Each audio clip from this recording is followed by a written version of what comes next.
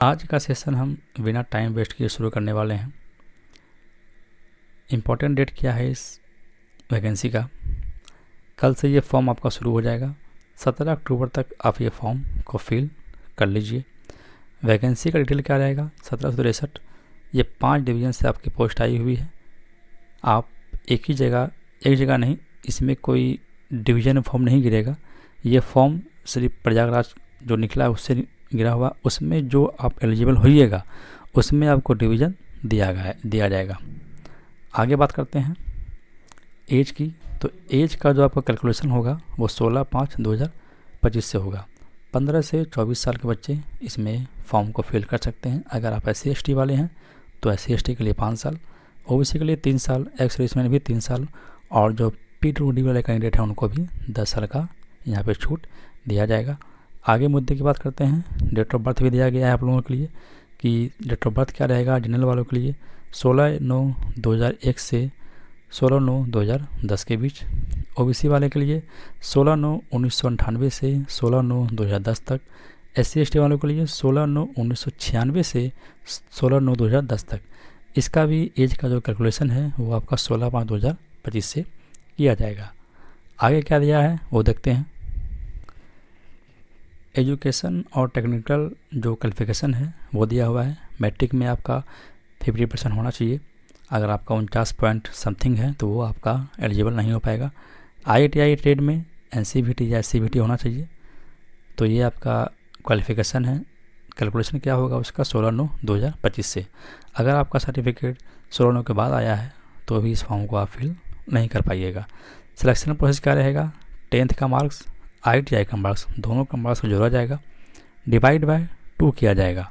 उसके बाद जो भी आपका मार्क्स आएगा, अगर आप एलिजिबल रहिएगा इसमें तो आपका ज्वाइनिंग किसी भी डिवीज़न में हो सकता है।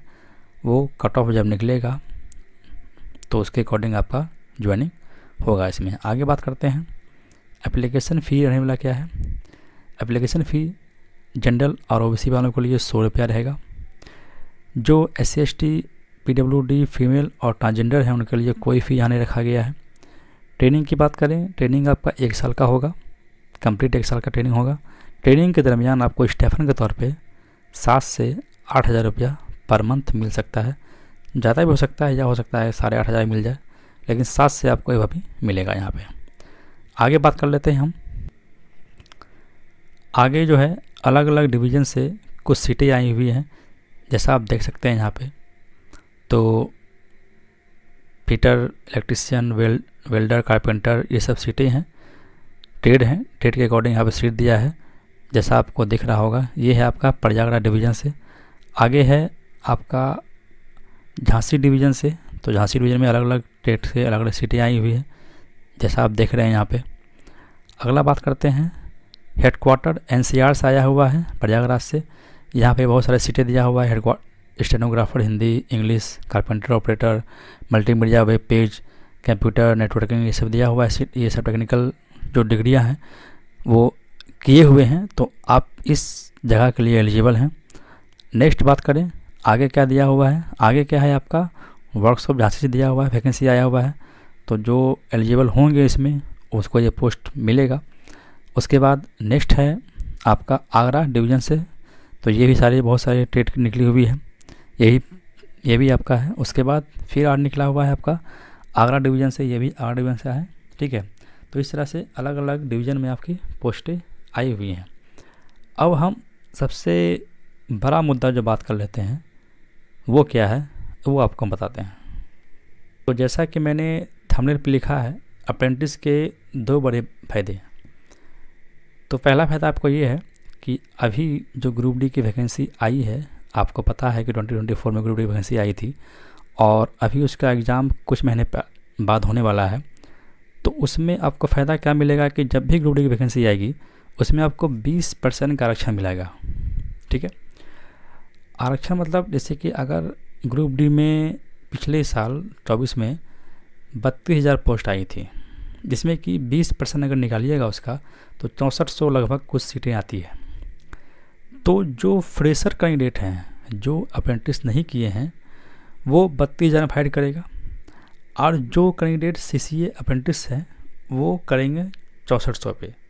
तो अब बात यहाँ ये है कि जो 32,000 पोस्ट आई है उसमें जो रेलवे का डाटा दिया है उसमें आपका 1 करोड़ से ज़्यादा फॉर्म डाले गए हैं। लेकिन वही अगर अप्रेंटिस की बात करें, जो लड़का कैंडिडेट अप्रेंटिस कर लिया था 24 के पहले, वो फाइट करेगा रेलवे के अनुसार जो डाटा दिया है 1 लाख पे। अब आप हमको ये बताइए कि 1 करोड़ फॉर्म और 1 लाख फॉर्म कितना का डिफरेंस है। तो सबसे बड़ा फ़ायदा क्या है कि यहाँ पर आपको कम कंपटीशन में आप ग्रुप डी फेस कर सकते हैं। और सबसे बड़ी बात क्या है कि जो फ्रेशर कैंडिडेट जो अप्रेंटिस नहीं किया है वो भी वही ग्रुप डी ज्वाइन करेगा, चाहे वो ट्रैकमैन हो, हेल्थ वर्कशॉप में जाए, चाहे वो TRD में जाए, किसी भी पोस्ट में जाए। और जो CCA कैंडिडेट है जो 1 लाख फाइट करेगा वो भी वही ग्रुप डी में जाएगा। तो अंतर यहाँ कुछ नहीं है, पेमेंट सबको एक ही मिलेगा। बस यहाँ यह फ़ायदा होता है कि आपको कम सीट में फाइट करना पड़ता है। तो जहाँ कम सीट आएगा तो वहाँ कट ऑफ भी कम जाएगा। तो CCA का सबसे बड़ा फ़ायदा ये है। दूसरा फ़ायदा हमने क्या बताया कि 1 साल आप ट्रेनिंग करते हैं, 1 साल के दरमियान आप ट्रेनिंग करते हुए पढ़ भी सकते हैं। तो उसमें क्या फ़ायदा होगा, आपको कुछ पैसा मिल जाएगा, इसमें 7 से 8,000 रुपया आपको पैसा मिल जाएगा। तो वहाँ पे क्या होगा कि आपको कुछ खर्च भी निकल जाएगा अपना, और साथ ही साथ कुछ कॉपी किताब ख़रीदना आपको है पढ़ाई के लिए, तो वो पैसे से आप खरीद करके आप आगे कंपटीशन की तैयारी कर सकते हैं। तो ये भी एक फ़ायदा हो जाता है। तीसरा फ़ायदा बता देते हैं आपको। तीसरा फ़ायदा क्या है कि अगर आप वर्कशॉप में, रेलवे के वर्कशॉप में काम करते हैं तो एक अलग सा फीलिंग आता है आपको कि हम चलो भाई 1 साल के लिए वर्कशॉप में काम कर रहे हैं, या वर्कशॉप में या कहीं भी डिवीज़न में काम कर रहे हैं। तो रेलवे के अंदर 1 साल में काम करने का आपको अलग फीलिंग होगा। कम से कम आपको 1 साल का लगेगा, हाँ भाई 1 साल के लिए रेलवे का एम्प्लॉई तो हैं। तो ये सब फ़ायदे हैं। अगर आपको ये फॉर्म एलिजिबल हैं तो आप ये फॉर्म को भर दीजिए। NCR से ये वैकेंसी आई हुई है। शुरू करते हैं, चलिए। अब आगे बहुत सारी बातें हो गई, टाइम वेस्ट किए आपको पढ़ना है, हमें भी जॉब कर रहे हैं, हम भी जॉब कर रहे हैं। तो मिलते हैं नेक्स्ट वीडियो में, तब तक के लिए धन्यवाद।